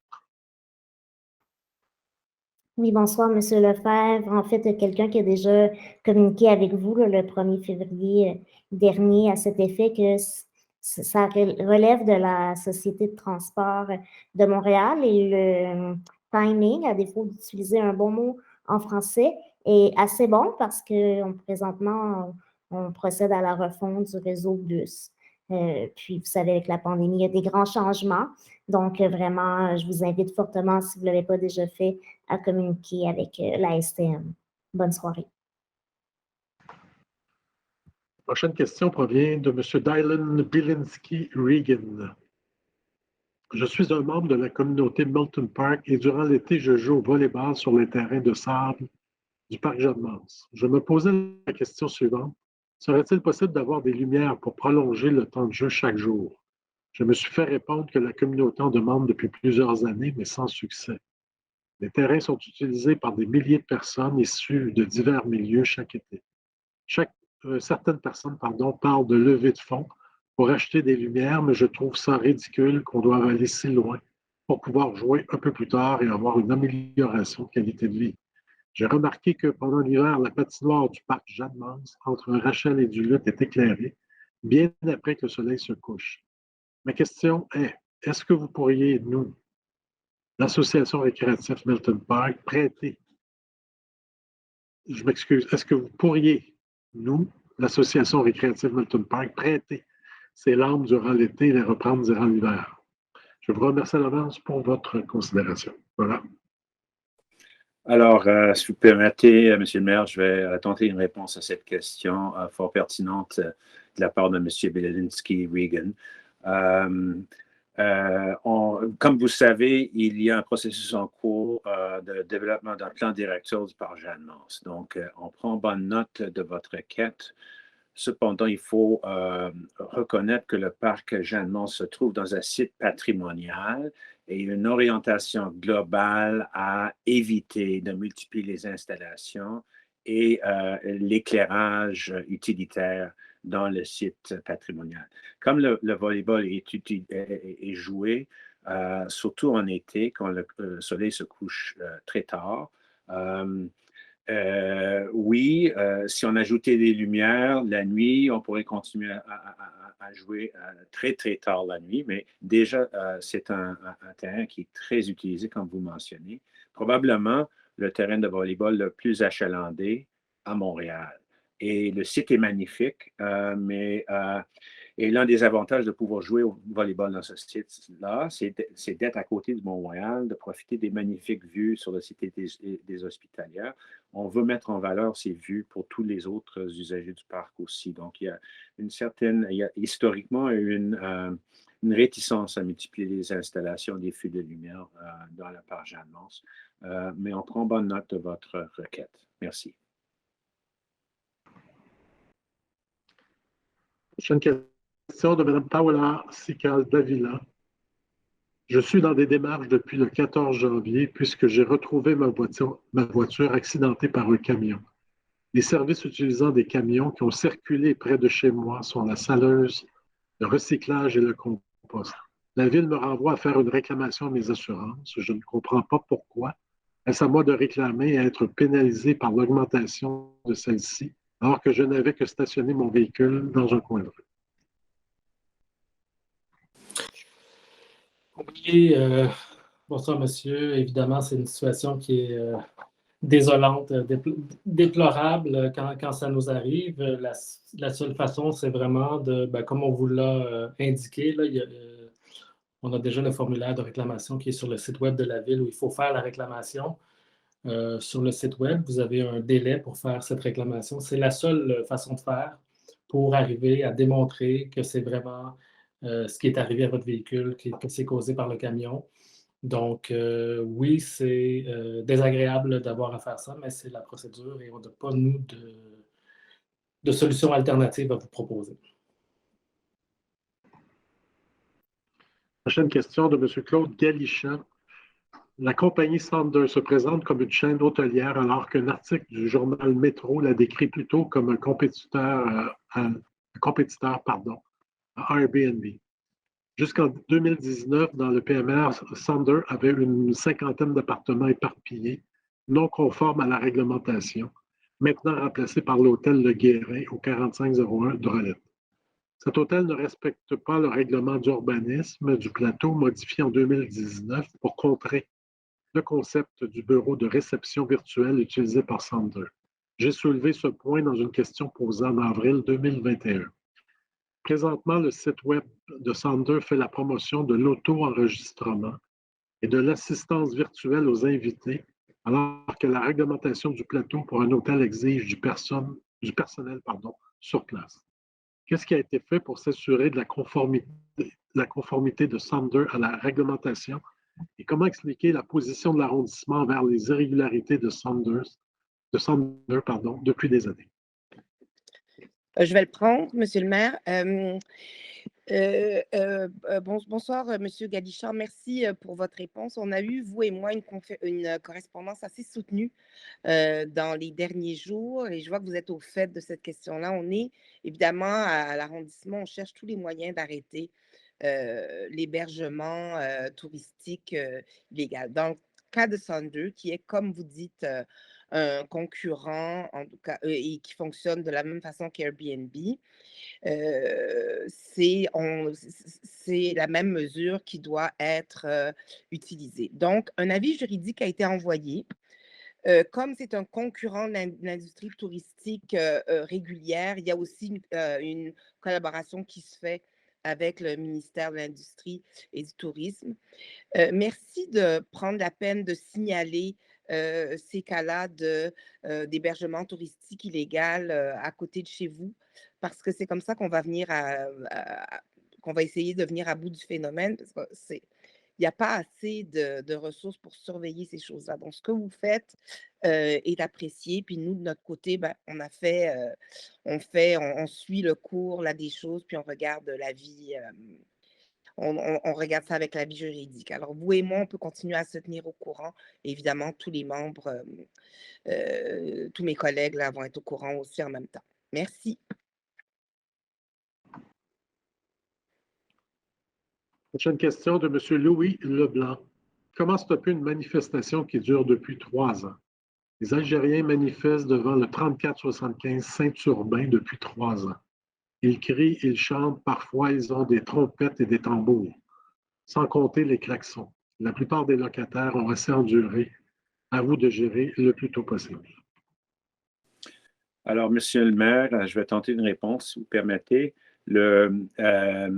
Il est vrai qu'il y a souvent des manifestations devant le consulat général de l'Algérie au coin de la rue Saint-Urbain et la rue Sherbrooke, et qu'il y a un tour d'appartement et que ces manifestations peuvent être bruyantes par moments et briser la quiétude et nuire à la qualité de vie des résidents qui habitent le tour d'habitation immédiatement à proximité. La cause est bonne. La lutte pour une plus grande démocratie en Algérie, la lutte contre le régime qui est au pouvoir en ce moment en faveur d'élections davantage démocratiques. Je me suis déplacé pour parler aux organisateurs de cette manifestation à 2 reprises pour les encourager à davantage tenir compte de la quiétude et des résidents qui habitent à proximité et de diversifier les lieux qu'ils préconisent pour leurs manifestations afin que ça ne soit pas toujours au même endroit à toutes les fins de semaine. Mes tentatives ont eu un certain succès pendant un certain temps et les manifestants sont allés davantage au centre-ville, à la place du Canada notamment. Mais moi aussi, j'ai remarqué qu'ils sont de retour depuis un certain temps. Et alors, on peut continuer à essayer de les conscientiser quant à la nécessité de respecter la quiétude des résidents riverains. Si le problème est trop intense, vous pouvez également appeler la police. Les gens ont le droit de manifester, ils ont la liberté d'expression, la liberté d'assembler, la liberté de faire valoir leur point de vue. Mais on souhaite que cela soit fait dans le respect des résidents riverains aussi. Alors, le défi, ce n'est pas de réprimer ou de mettre fin à ces manifestations, mais d'assurer un équilibre afin que la qualité de vie des résidents riverains soit respectée. On va continuer à travailler en ce sens. Et si le besoin se présente, je pourrais me déplacer à nouveau pour parler agir en tant qu'intermédiaire et parler aux représentants, aux organisateurs de cette manifestation. Merci pour votre question. Prochaine question provient de M. Christopher McRae. Bonjour. Sur la carte du réseau cyclable hivernal du plateau, on constate l'absence d'un lien nord-sud dans l'est de l'arrondissement. Avec le prolongement vers l'est des bandes cyclables sur Laurier, une piste protégée sur Folhomme compléterait très bien le réseau dans ce secteur. De plus, la vitesse des autos sur Folhomme est souvent bien au-dessus de la limite de 30 km/h et un rétrécissement de la rue aiderait à apaiser la circulation. Dans la plateforme électorale de Projet Montréal, dans Ville-Marie, on retrouve le réaménagement de la rue Folhomme avec des pistes cyclables protégées. Prévoyez-vous faire la même chose sur Folhomme, sur le plateau, par exemple en mettant la rue à sens unique et en redirigeant la circulation de transit sur Héberville et Frontenac à seulement 200 mètres à l'est? Si oui, avez-vous un échéancier? Avec le nombre de cyclistes et la circulation qui s'intensifie sur Folhomme, un réaménagement, même transitoire, est plus que nécessaire. Merci beaucoup. Merci pour votre question, M. McRae. Vous n'êtes pas sans savoir, en fait, que le réseau cyclable est une compétence d'agglomération à Montréal. Donc, c'est un budget qui est octroyé à l'échelle de l'agglomération et qui est administré par la Ville-Centre, donc par la Direction de la mobilité. C'est là, donc, les aménagements cyclables sont conçus et priorisés. Du point de vue du plateau Mont-Royal, Folum, ça fait partie de nos priorités. C'était aussi mentionné dans notre plateforme des dernières élections que ça faisait partie des axes que l'on souhaite mettre à jour, là, parce que, bon, il y a déjà des chevrons, là, au moins entre Sherbrooke et Marianne, mais on s'entend que ça compte pas vraiment comme un aménagement cyclable, n'est-ce pas? Donc, il va falloir, on essaie là, du côté de la Ville-Centre d'accélérer le déploiement du réseau. Comme ça, on est tout à fait d'accord avec vos observations là, quant à l'importance d'avoir un lien sécuritaire le long du parc, mais aussi d'apaiser la circulation. Donc, je n'ai pas d'échéancier, par contre, à vous donner à ce stade-ci. Ce n'est pas prévu pour cet été encore, en tout cas, mais on est 100% d'accord avec vos commentaires. Donc, on va faire ce qu'il faut pour que ça se réalise prochainement. Merci. Les 4 prochaines questions portent sur le même sujet. Alors, ce sont des questions qui proviennent de Mme Linda Nadeau, Mme Renée Lavaillante, Mme Émilie Lemay-Perrault et M. Antonio Marquez. Comme elles portent sur le même sujet, je vais lire les 3 premières et voilà, nous avons droit, la période des questions est limitée à 3 questions seulement sur le même sujet. Alors, première question. On sait que la construction coin du Lutte Est et Montana va durer longtemps. Nous avons d'avoir vécu les débuts de ce projet et subi les conséquences d'une démolition qui n'en finissait plus. Interruption, recommencement, pollution sonore, vibrations importantes, énormément de poussière, odeur nauséabonde qui se dégage encore de ce terrain toujours laissé à l'abandon et couvert de déchets. Et nous n'avons jamais été informés du calendrier des travaux. Des jours de 25-30 degrés, vous proposez de dîner sur votre balcon et c'était invivable. Nous, résidents de plus de 40 ans dans le plateau Mont-Royal, prenons soin de nos maisons, de notre environnement. Comment la ville et l'arrondissement comptent-elles minimiser les impacts d'un tel projet sur notre qualité de vie, notre santé physique et mentale, surtout après les 2 ans de travaux interminables sur la rue Saint-André? La deuxième question va comme suit. À part la belle façade ancienne de briques rouges sur du lutte, malheureusement amputée, semble-t-il, de ces 3 balustrades en fer forgé, il nous semble que vous répétez les erreurs des années 70. Exemple, bloc appartement blanc de la rue Saint-André, coin est du Lutte Montana, a été autorisé un revêtement de façade rue de Montana en pierre pratiquement blanche, comme si notre rue était une arrière-cour et qui ne s'harmonise pas avec le regrettable bâtiment d'en face. Aussi, l'absence de balcon et de parterre sur le côté Montana jure avec le voisinage. J'ajoute que 5 des portes d'entrée du rez-de-chaussée sont en net retrait de la façade, alors que les groupes de femmes ont depuis longtemps démontré que ceci n'est pas sécuritaire pour elles le soir.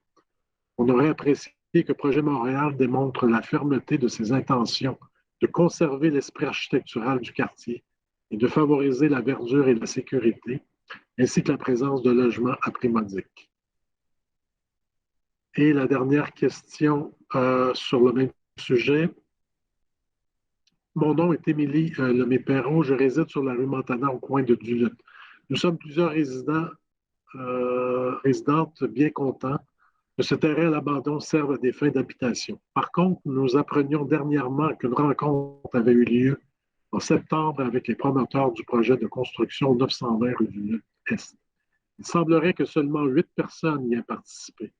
Plusieurs de mes voisines n'ont pas été informés de cette rencontre qui semble avoir servi de consultation visant l'accessibilité du projet par la population avoisinante. Nous demandons à ce qu'il y ait une rencontre des responsables de la ville avec l'ensemble des résidents touchés, future construction, afin que nous puissions exprimer nos réserves, nos interrogations et nos inquiétudes en regard à ce projet et ses impacts. Nous demandons à ce que les engagements de la ville envers la Charte montréalaise des chantiers soient appliqués. Voilà. Merci beaucoup, Monsieur Groux. Monsieur le maire, si vous me permettez, je vais tenter une réponse, en fait, plusieurs réponses à ces nombreuses questions et ces nombreux points qui ont été soulevés. Alors, ben, tout d'abord, oui, c'est un gros chantier et on comprend que ça génère beaucoup d'inquiétudes, mais d'un côté, comme Monsieur Marquez l'a mentionné, c'est avec beaucoup de... c'est Monsieur Marquez ou peut-être Madame Lemay-Perrot, c'est avec vraiment beaucoup d'enthousiasme qu'on voit qu'enfin, on va avoir quelque chose dans ce coin-là, puisque le bâtiment était laissé à l'abandon depuis plusieurs années et on sait qu'un bâtiment abandonné, ça génère beaucoup, beaucoup de nuisances. Donc, ce bâtiment également, un autre point positif pour cette construction, c'est que ça va apporter 19 nouveaux logements de typologie très variables et très différentes dans le quartier. Donc, c'est non négligeable, surtout qu'on sait qu'on a vraiment grandement besoin de logements en ce moment. En ce qui concerne l'intégration du bâtiment, écoutez, on a vu plusieurs propositions qui nous ont été faites par le requérant. Une première qui a été faite au mois de janvier l'an dernier. Il y a eu beaucoup de travail qui a été fait et le projet a beaucoup évolué. Le but, toujours dans ce genre de projet-là, c'est de préserver le bâtiment existant, le bâtiment de coin de rue, c'est de le mettre en valeur. Donc, tout ce bâtiment-là qui forme le coin de rue sera restauré à l'origine. On va travailler les corniches, le beau balcon en saillie qui va être en fer forgé va être refait également. Les pierres vont être refaites et on va ramener les linteaux en pierre de Saint-Marc. Donc, une belle qualité pour tout ce qui concerne l'implantation sur le bâtiment existant. Donc, ce qu'on fait toujours, c'est la proposition qui est sur le plateau Mont-Royal depuis toujours, c'est tous les agrandissements ou les projets de mezzanine ou tout ça doivent avoir une facture contemporaine pour nous permettre de faire la distinction entre le nouveau et l'ancien et nous permettre également de mettre en valeur le bâtiment. Alors, dans ce cas-ci, ce qu'on fait, c'est qu'il y a un léger retrait du nouveau bâtiment, de la nouvelle construction pour nous permettre de bien voir et faire en sorte que les bâtiments, les nouvelles constructions soient subordonnées à la proposition là, aux bâtiments déjà existants. Donc, pour ça et pour nous aider à travailler, ce n'est pas seulement la couleur de la brique, mais c'est aussi pour bien intégrer le projet, l'agrandissement. Ben, on travaille avec un outil qui s'appelle le PIA, qui est un plan d'implantation et d'intégration d'architecture. Et on travaille aussi les ouvertures, le rythme des ouvertures, la grandeur des ouvertures. Donc, c'est un processus qui est très long. On a beaucoup travaillé avec eux et ça a bien évolué. Au-delà de ça, pour la communication, il y a des enjeux, on a beaucoup d'inquiétudes quant aux communications. En fait, on a regardé le processus de consultation a été fait dans les règles de l'art, c'est-à-dire que le requérant doit distribuer les avis à ses voisins immédiats. On lui envoie un plan, on lui montre exactement qui sont les voisins qu'il doit consulter pour pouvoir tenir cette rencontre-là et pour pouvoir après déposer son projet d'agrandissement et de démolition. Donc, ce processus-là a été fait. Donc, il y a eu la rencontre de voisinage. Il y a eu également une consultation écrite qui s'est déroulée du 24 novembre au 8 décembre. Également, ces consultations-là, d'ailleurs, je vous invite à vous inscrire toujours à l'infolettre du Plateau Mont-Royal parce que c'est annoncé, les différentes consultations qui se font sur le Plateau Mont-Royal sont annoncées dans l'infolettre, mais c'était aussi également annoncé sur la page web du Plateau Mont-Royal. Alors, en ce qui concerne les questions sur l'échéancier, bien, écoutez, le permis n'est pas encore délivré, donc on ne peut pas dire à quel moment ça va commencer, mais en discutant avec l'entrepreneur, on estime à peu près 10 mois de travaux. Tout ce qui concerne les nuisances de bruit, vous savez qu'on a un horaire, c'est très, très précis pour faire les travaux et ça ne doit pas dépasser. Alors, je les ai ici. Donc, du lundi au vendredi, c'est de 7 h à 19 h et le samedi, c'est de 10 h à 18 h et le dimanche, c'est de midi à 18 h. Et les jours fériés, il n'est pas supposé avoir de travaux. Donc, s'il y a quoi que ce soit, si vous jugez qu'il y a des enjeux de sécurité, il y a toujours, vous pouvez appeler à l'arrondissement au 311 et puis nous, on peut envoyer des inspecteurs et puis s'il y a des nuisances de bruit aussi, vous pouvez toujours appeler au poste de quartier. En ce qui concerne, il y avait un autre courriel, une autre lettre qui n'a pas, Monsieur Gros n'a pas eu le temps de la lire parce que c'était le 4e courriel, mais je pense que c'est quand même important comme information. C'est quand même une bonne information à connaître. Donc, si vous avez des inquiétudes, c'était M. Marquez qui parlait de ses inquiétudes, il avait peur que les travaux, particulièrement le pieutage, puissent endommager le bâtiment. Alors, je vous recommande et on recommande à tout le monde, quand il y a des travaux, des chantiers qui commencent près de chez vous, avant le début des travaux, prenez beaucoup de documentation, là, prenez beaucoup de photos pour montrer la condition avant les chantiers et après ça, ça va être beaucoup plus facile pour vous de faire preuve, de montrer aux propriétaires et à l'entrepreneur qui sont responsables des dommages qui pourraient éventuellement arriver sur votre propriété. Alors comme ça sera plus facile pour vous d'obtenir une réparation. Ou encore un remboursement. Donc, voilà, ça fait un petit peu le tour là, des notes que j'ai prises là, concernant ce dossier-là. Mais comme je vous dis, on comprend, mais en même temps, je pense que ça peut être un beau plus là, pour le quartier, avoir des nouveaux logements, puis enfin pouvoir avoir ce bâtiment qui était inhabité depuis si longtemps, enfin, va être plus vivant et va générer beaucoup plus d'activités positives dans le quartier. Merci.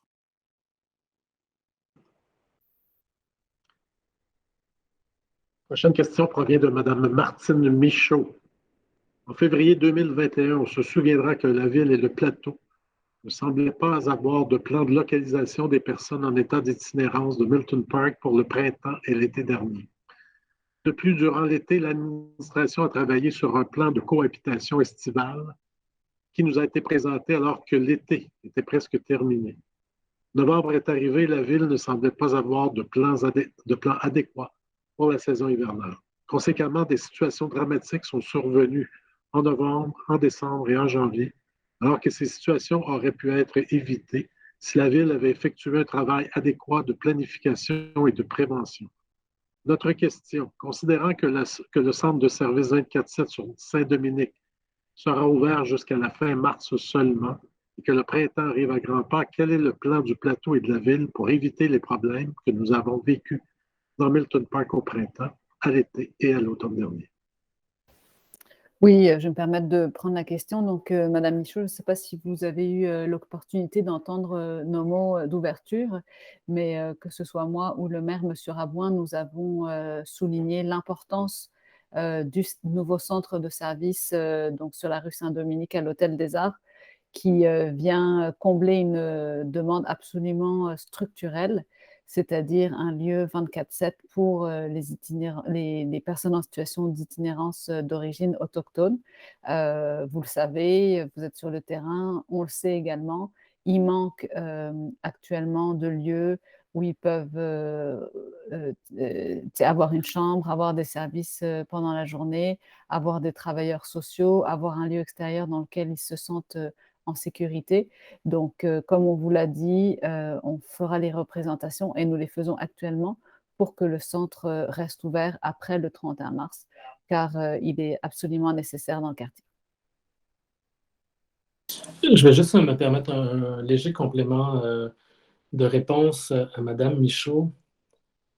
Le projet qui est ouvert actuellement 24/7 dans l'arrondissement Ville-Marie, à proximité du plateau, et qui dessert une bonne partie des gens, des personnes en situation d'itinérance qui se retrouvaient à l'intersection Milton et Park, est financé par le gouvernement du Québec. Et ça, on vous l'a dit, ça fait quand même plusieurs fois qu'on vous l'explique. Je sais que vous n'aimez pas la réponse, là, mais un service 24/7, ça relève du réseau de la santé. Nous, la Ville, pendant l'état d'urgence, avec nos pouvoirs exceptionnels liés à l'état d'urgence, on a pu réquisitionner un hôtel. On l'a fait parce qu'on est en état d'urgence, mais tous les services, parce qu'il y a des gens là, qui travaillent, qui accueillent, qui offrent le service d'intervention psychosociale, etc., c'est financé par le gouvernement du Québec. Nous, on est clair, là. On veut un service 24/7 permanent. Mais ce n'est pas nous, la Ville, qui allons le financer. Donc, je vous invite à aussi faire des représentations auprès des élus provinciaux parce que la clé des ressources, elle est là. Mais nous, on est d'accord. On veut que ça arrive.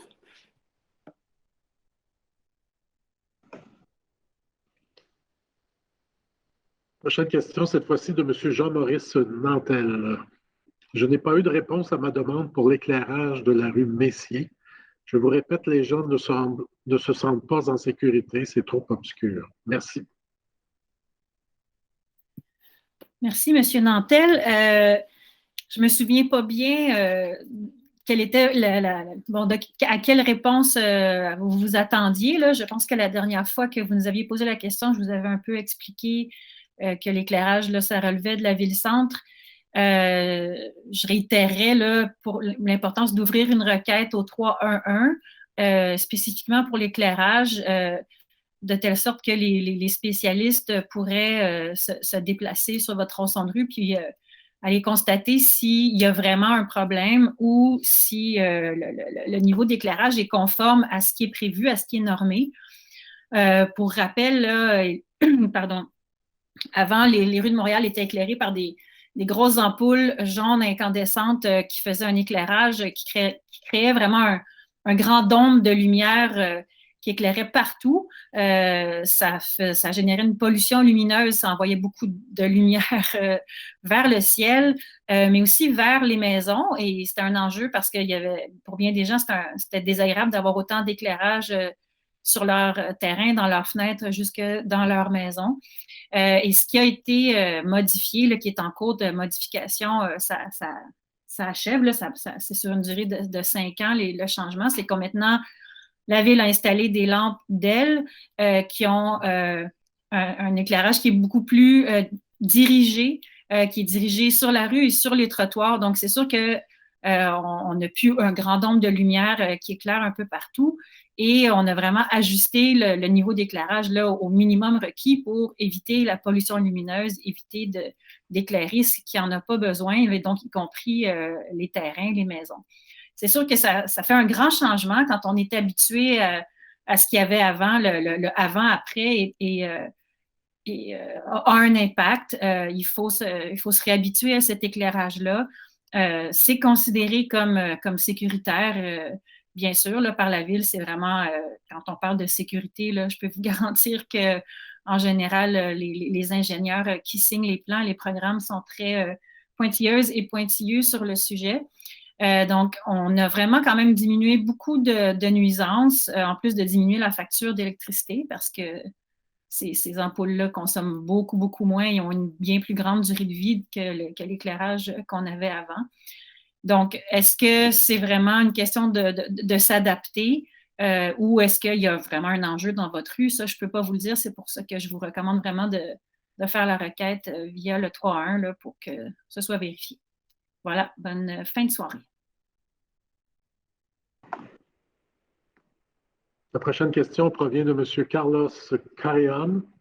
L'été passé, la Ville a autorisé l'expansion d'une terrasse dans notre rue résidentielle. À plusieurs reprises, l'exploitant a diffusé des matchs sportifs sur des écrans extérieurs, provoquant des cris et bruits excessifs.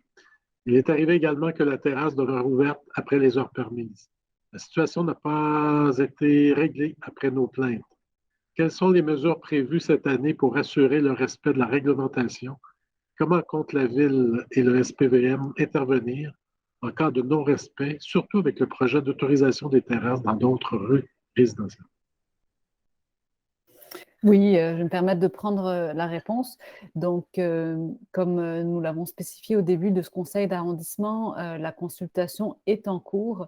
Donc, c'est un formulaire très simple à remplir par écrit et on vous demande de nous faire part de vos commentaires et si vous avez des suggestions pour répondre aux enjeux que vous soulevez, on vous encourage vraiment, vraiment à spécifier des solutions. Pour ce qui est de ce que nous avons prévu, on souhaite avoir un inspecteur, on va embaucher un inspecteur dédié à l'inspection des cafés-terrasses sur le domaine public, cet inspecteur pourra travailler, en soirée et les fins de semaine. Et aussi, le règlement que nous proposons va obliger les commerçants à avoir une pancarte sur leur terrasse avec le nom et le contact du propriétaire de l'établissement que les voisins pourront contacter en cas d'enjeu de bruit. Donc, c'est important que vous participiez à la consultation écrite qui a lieu dans les prochains, enfin, qui est déjà ouverte.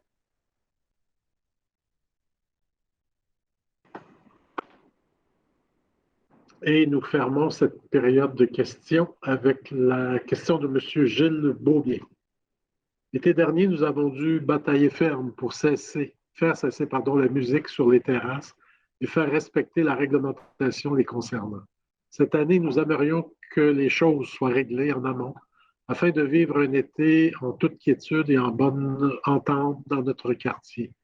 Quelles mesures comptez-vous prendre pour sensibiliser les commerçants?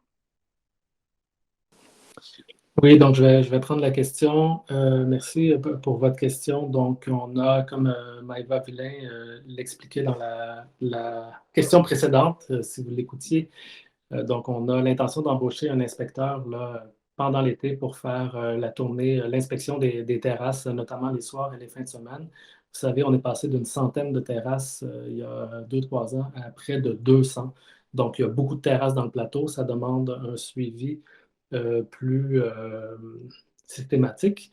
Deuxièmement, on va également faire une rencontre en début d'année, en début de saison, là, avec le service de police, vraiment pour préciser clairement nos règles, parce que sur une grande artère commerciale versus sur une rue résidentielle ou une plus petite rue commerciale, les heures d'ouverture, par exemple, ne sont pas les mêmes. Donc, on veut être sûr que le service de police comprend bien nos règles et soit bien en mesure de les appliquer. On a aussi une installation d'une affiche avec des coordonnées du commerçant pour que les résidents puissent lui communiquer les enjeux, leurs préoccupations.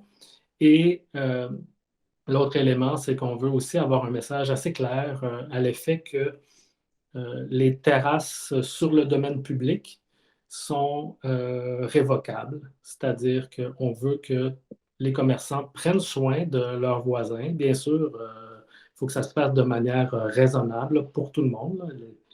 Il y a une terrasse, les gens sont assis à une terrasse, mangent, discutent, c'est acceptable, mais d'avoir de la musique à l'extérieur, ça ne l'est pas. Donc, on a une réglementation, on va l'appliquer.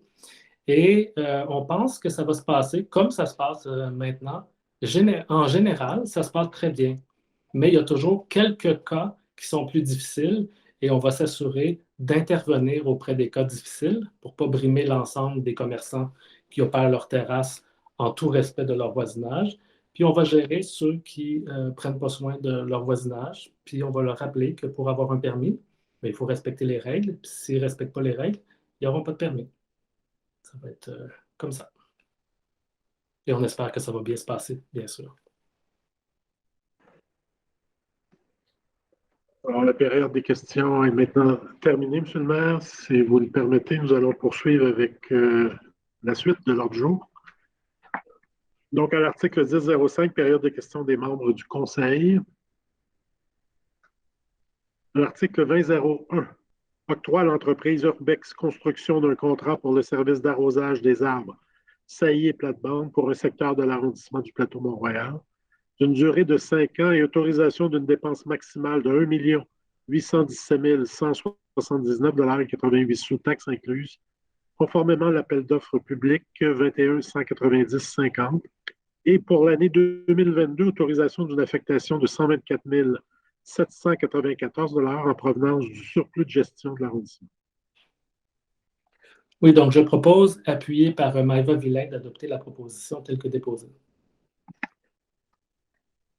Alors, adopter l'article 20.02, autorisation de la deuxième option de prolongation pour 1 année à l'entreprise Les Revêtements Skeltec pour la location d'un balai aspirateur compact avec opérateur pour une dépense totale de 85 647,91 sous taxes incluses, et ce pour un engagement global de 4 années totalisant 334 260,65 sous taxes incluses, conformément à l'appel d'offres public 19 175 49.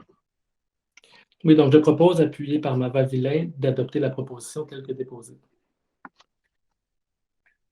Adopter l'article 20.03, octroi d'une contribution financière totalisant 57 700 toutes taxes applicables, à 9 organismes dans le cadre du programme de soutien aux actions culturelles 2022 et approbation des projets de convention à cet effet. Je propose, appuyé par Laurence Parent, d'adopter la proposition telle que déposée.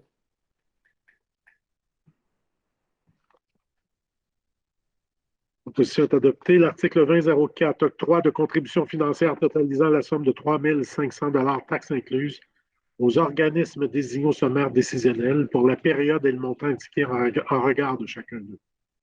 Mais je propose, appuyé par Marie Sterling, d'adopter la proposition telle que déposée. Adopter l'article 30.01. Autorisation du dépôt de 5 demandes de subvention au programme d'aide financière du Fonds de la sécurité routière pour le réaménagement géométrique des rues Poitevin, Rivard et Saint-Christophe et des intersections Marianne, Boyer, Christophe-Colomb et le projet des intersections Villeneuve et Saint-Dominique, Villeneuve et Colonial et Elmire. Je propose, appuyé par Marianne Giguère, d'adopter la proposition telle que déposée. Adopter l'article 30.02, dépôt des rapports de délégation de pouvoir aux fonctionnaires et employés pour la période du 1er au 31 décembre 2021. Je propose, appuyé par Maïva Villain, d'adopter la proposition telle que déposée. Adopter l'article 40.01, ordonnance établissant l'implantation de stationnements interdits exceptés réservés aux véhicules du service de la police de la Ville de Montréal sur l'avenue de l'Hôtel de Ville. Je propose, appuyé par Marie Sterling, d'adopter la proposition telle que déposée. Adopter l'article 40.02. Adoption de la résolution en vertu du règlement sur les projets particuliers de construction, de modification, d'occupation d'un immeuble afin d'autoriser l'agrandissement du bâtiment situé au 4144 à 4158 boulevard Saint-Laurent. Donc, je propose, appuyé par Marie Plourde, d'adopter la proposition telle que déposée. Adopter l'article 40.03. Adoption de la résolution en vertu du règlement sur les projets particuliers de construction, de modification, d'occupation d'un immeuble afin d'autoriser l'aménagement d'une terrasse au toit du bâtiment situé au 435 avenue du Mont-Royal-Est ainsi que l'installation de panneaux photovoltaïques. Je propose, appuyé par Marie Plourde, d'adopter la proposition telle que déposée. Adopter l'article 40.04. Adoption de la résolution en vertu du règlement sur les projets particuliers de construction, de modification, d'occupation d'un immeuble afin d'autoriser la construction d'un immeuble de 3 étages avec mezzanine comprenant 19 logements et un commerce de coin sur le terrain au coin sud-ouest de l'avenue du Lutte et de la rue de Montana, situé au 920 avenue du Lutte-Est. Oui, je propose, appuyé par Marie Plourde, d'adopter la proposition telle que déposée. Adopter l'article 40.05. Refus de la demande d'autoriser, en vertu du règlement sur les projets particuliers de construction, de modification, d'occupation d'un immeuble, le retrait d'un logement dans le bâtiment situé au 218 à 224 rue de Mers. Je propose, appuyé par Marie Plourde, d'adopter la proposition telle que déposée. Adopter l'article 60.01, dépôt du bilan annuel 2021 sur l'utilisation des pesticides. Je propose, appuyé par Marianne Giguère, d'adopter la proposition telle que déposée. Adopter l'article 60.02, dépôt de la liste des contrats comportant une dépense de plus de 2 000 $ avec le même co-contractant pour l'année 2021, lorsque la dépense totale pour l'ensemble de ces contrats dépasse 25 000 $. Je propose, appuyé par Maïva Villain, de prendre acte du dépôt de la liste telle que proposée. Adopter l'article 61.01, dépôt du certificat de la procédure d'enregistrement du règlement d'emprunt 2021-07. À l'article 61.02, dépôt des comptes rendus des réunions du comité consultatif d'urbanisme tenues les 2, 16 et 30 novembre et les 7 et 14 décembre 2021. Et le dernier article, 70.01, levée de la séance. Oui, je propose, appuyé par Alex Norris, de lever la séance ordinaire du conseil d'arrondissement du 7 février 2022. Il est 20h38. Alors, merci à tous et à toutes. La séance du conseil est maintenant terminée. Merci. Merci beaucoup. Bonne soirée.